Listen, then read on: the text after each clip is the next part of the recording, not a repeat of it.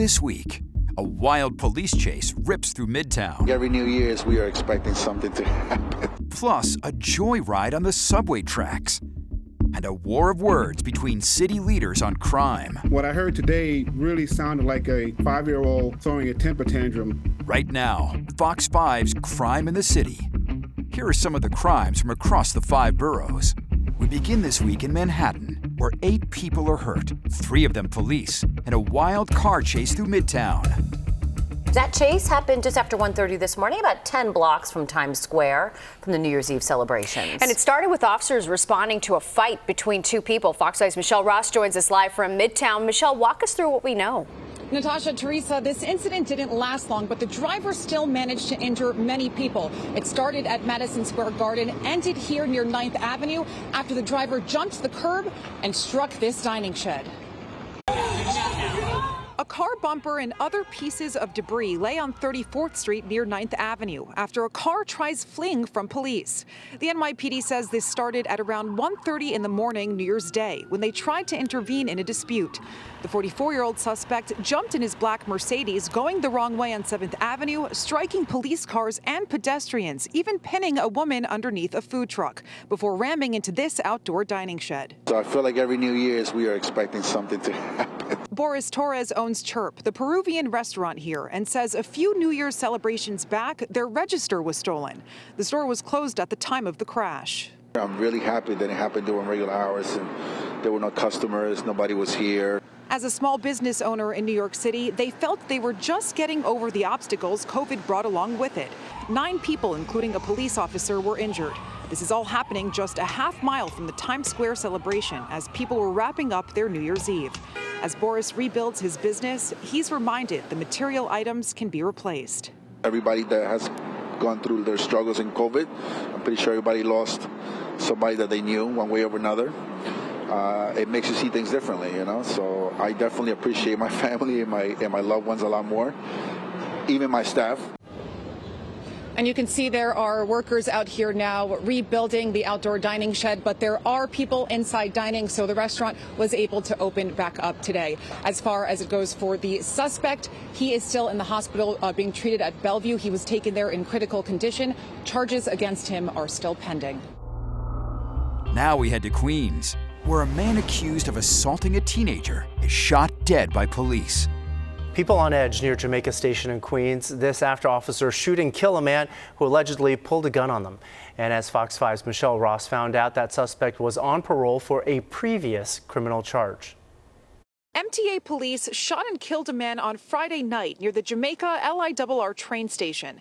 They say he was carrying a gun, and they were pursuing him because a 19-year-old woman went into the MTA police district office to report that she was groped. She made a complaint of a male who forcibly touched her. He touched her breast, he blocked her walking, and she came to the district to make a complaint. She managed to take a picture of the suspect, who was wearing a distinctive jacket. A few minutes later, at around 10:15, police found him and stopped him. At that point, they attempted to place him under arrest. There's a prolonged struggle. He refuses to put his hands behind his back. They tase him, and at some point during the struggle, a shot is fired from the perpetrator. A MAC-10 submachine gun, commonly referred to as an Uzi, was recovered with a 30-round clip. The suspect has been identified as 52-year-old Bash McDaniel of East Harlem. Police say he's been arrested 12 times before and is out on parole for a gun charge. Stephanie Ramsey lives in Rockaway, but uses the transportation hub to commute to work every day. I look around all the time. I'm a native New Yorker, so I'm always on guard.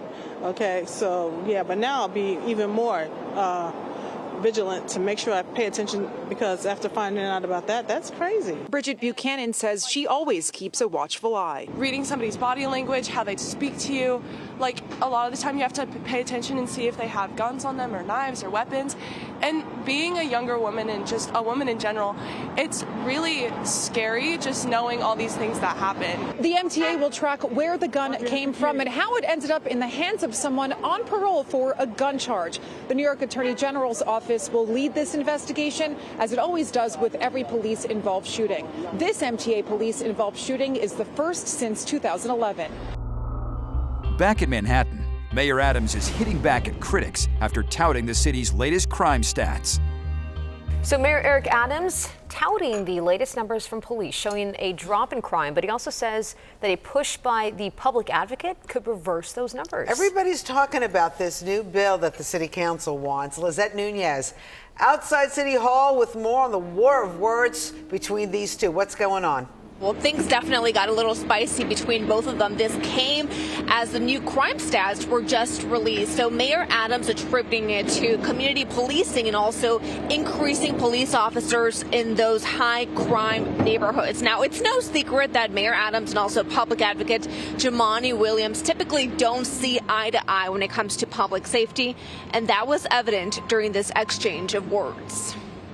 New York City remains the safest big city in America. What these numbers tells us is that we are turning the corner of crime in the city. Mayor Adams touting the latest crime stats, but that's not the full picture. From 2022 to 2023, murders were down 12%. Shootings decreased 25%. Subway crime dropped 2.6%. Robberies were down 10.5%. However, grand larceny auto crime rose by 15% and felony assault increased by more than 6%, which police say is tied to an increase in domestic violence and assaults against officers. Things we struggled with last year, felony assaults. When you look at the increase in felony assaults, it's really tied to two categories. Unfortunately, domestic violence. We saw an increase in felony assaults, but we did see over a 90% arrest to every felony assault with a domestic violence victim. Adams says more work still needs to be done, particularly when it comes to repeat offenders. The mayor blaming bail reform and what he calls a small group of elected officials who have passed bills that he believes work against police and public safety, calling out to New York City public advocate Jumaane Williams, who sponsored a bill that would require police to record every time they stop a civilian as part of an investigation.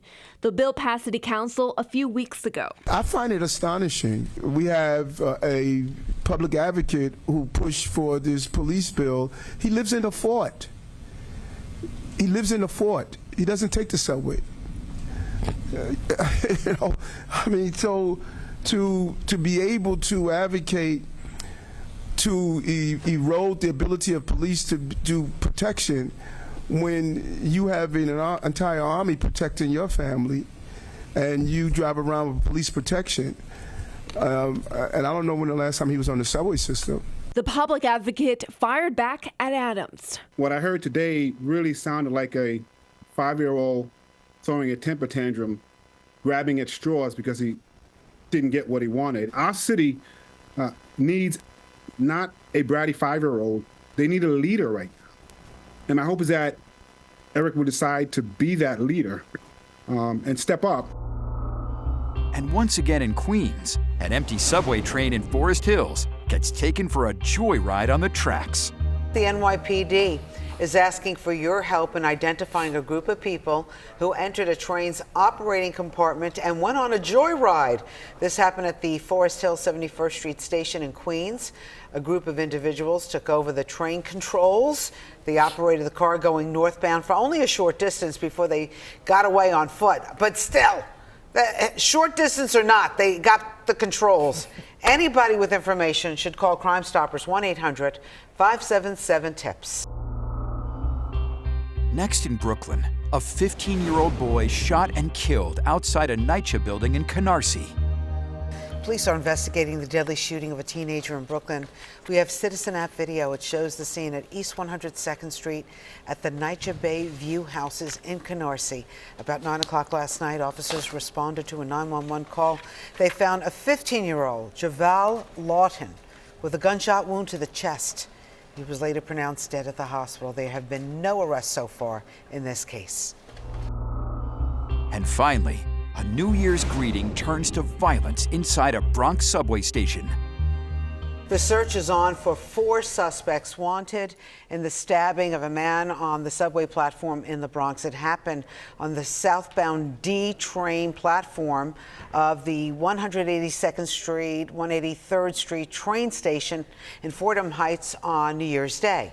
Police say the suspects got into a verbal dispute with the victim, 29 years old. He was then attacked, stabbed numerous times with a sharp object. He was taken to the hospital in serious but stable condition. Do you recognize the suspects by chance? If you do, call Crime Stoppers, 1-800-577-TIPS. And that's this week's Crime in the City. Subscribe for more at youtube.com/Fox5NY.